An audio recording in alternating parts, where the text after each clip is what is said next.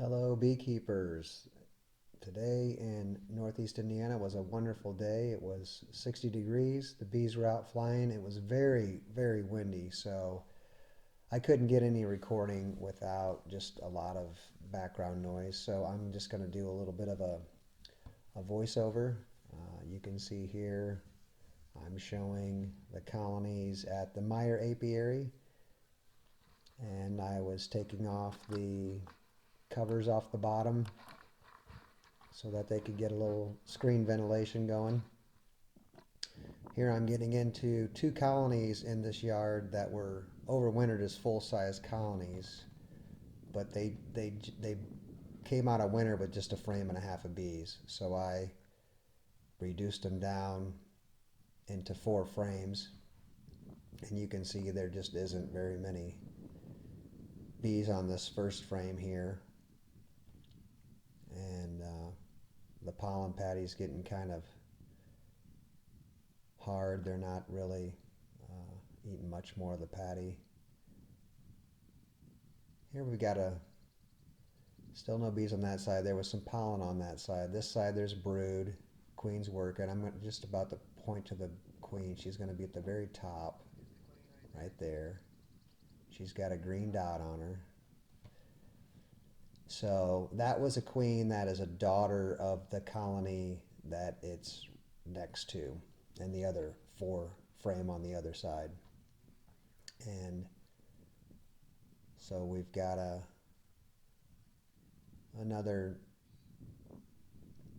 little bit of bees there. So they haven't really done much since I put them in this split. They are flying. I see them bringing in pollen, so they just don't quite have enough bees to really make any progress. So as soon as I get some extra brood frames out of this yard, I'll probably stick them in there. I put tape over the holes of the inner cover lids because when I put them from 10 frame into 4 frame, I didn't want the bees to leak out of the lid, so I put the cover on. And this side is, like I say, the mother of the one next to it. And this is one of the original queens that I bought. This will be her. July she'll be 3, so she's gone through 2 winters. She didn't come out of this winter real well. You can see this frame's got a pretty fair number of bees on it. And there she is. She's got a red dot.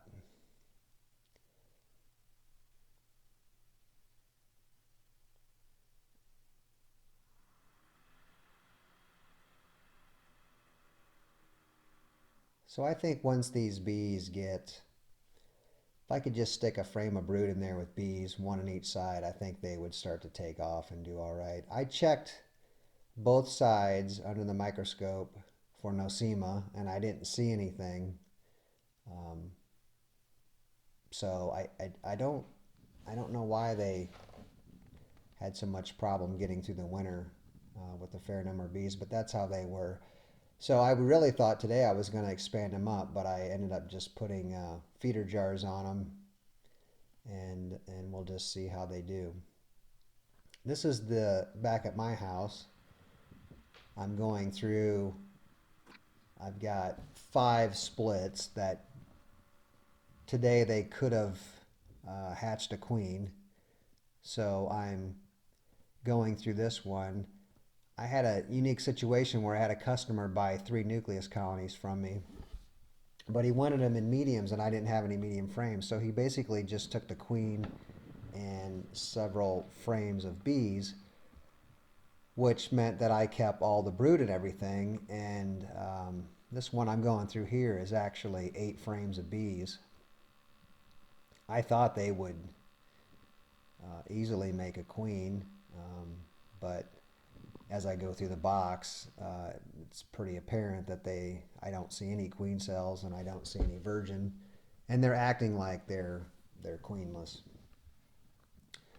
So what I actually ended up doing is I went through another split that I actually saw a virgin queen, hatch, and there was a queen cell that hadn't hatched yet.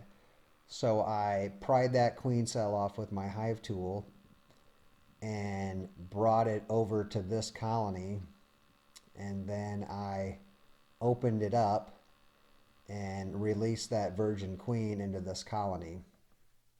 So hopefully she'll make it. I actually did that to 2 colonies. Um, and that was kind of fun. I think a lot of people don't realize, when you have queens that should be hatching out on a certain date, you can take those cells and open them up. I mean, if I know these were split on the 8th, so today is 12 days, and so any queen cells in there are most likely at least 12 days old. So the queen inside is developed. She's either going to come out today or tomorrow. And you can take those queen cells and open them up. I've done that to a few colonies. I've actually opened up the queen cells. I like to do that because sometimes when you take them off, you're not sure if you've damaged them or not. So I like to just open them up.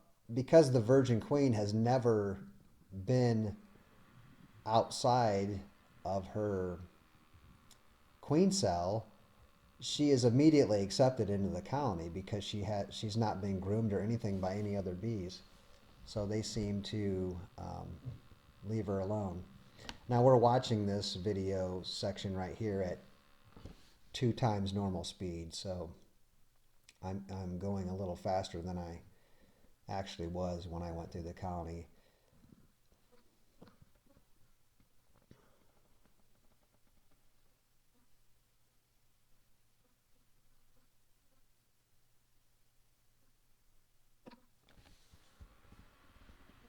The one virgin that I saw moving around today was pretty good size. I was surprised how big she was. Today would have been 12 days from when I made the split, so I was a little surprised that I saw a virgin out, but I did. And then the colony next to it, I actually saw 2 cells that were very ripe that they're probably going to hatch tomorrow. So I took one of those and opened one of those up and put it into another split that didn't have a queen. So all the splits have queen cells, and 3 of them now have a virgin in it moving around. So I've got some splits that should hatch a queen on the, let's see, the 22nd and the 23rd. So we'll see how that goes.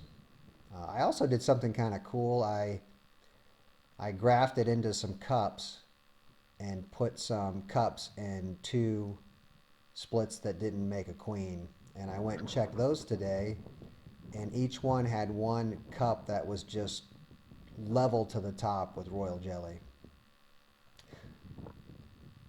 This is kind of good right here. I'm going through this hive and I get stung. I get stung again. I lift my sleeve to get the bee out. I get stung again. Now my hand is really sore and I've got bees. I can't tell how far up my arm they're going. I got stung probably about 4 times right there. And I got stung in the other hand. It was so windy, it didn't even justify really getting the smoker going.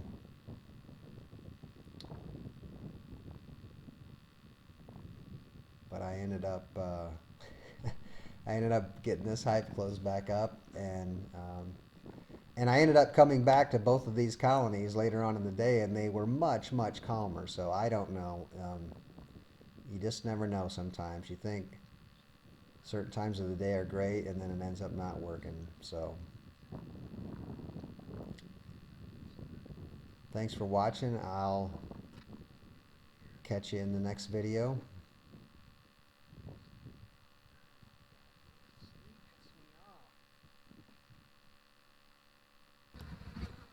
Ouch.